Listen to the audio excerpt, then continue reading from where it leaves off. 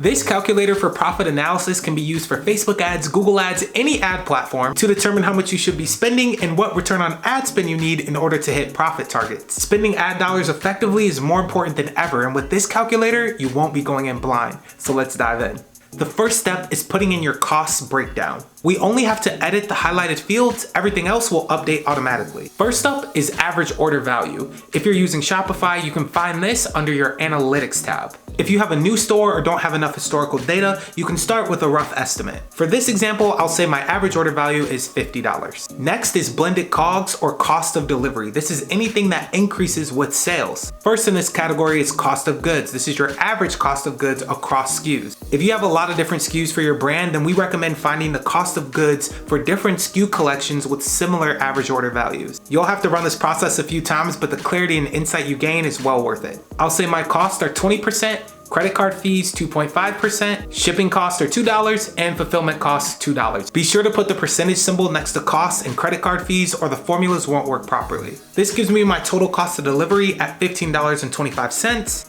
and my percentage of cost at 31%, which is pretty healthy. If you're reaching 40% and higher with your percentage of cost, you'll want to consider finding ways to lower this. Ideally, you'll want to be in that 25 to 35% range. Otherwise, as you'll see in a moment, you run into the challenge of needing a high ROAS or return on ad spend to run ads profitably, which does not set you up to maximize growth. Now on our next tab, we can find what ROAS target we need in order to achieve profitability. Everything in our previous sheet is taken into account automatically with the addition of our digital ad spend. You can play with different numbers for spend and ROAS to see where you become profitable. Let's start by seeing what my break-even ROAS would be on $10,000 of spend. For easy math, I'll start with a 2. Now all of our numbers flow in and we see our net profit at that ROAS target, as well as the number of transactions and our cost per acquisition or CAC target. So I'll guess that my break-even ROAS target is a 1.32. Again, this is just an example, but now I know if I hit this ROAS target, I won't lose money after ad spend. Hey, I don't want to break even, I want to actually make a profit. Remember, this is only first purchase average order value, so if you have a healthy 60-day LTV, breaking even can still set you up for profitable growth. Still, you may want or need to hit profitability on the first purchase, so figure out what ROAS target you need in order to hit that net profit number.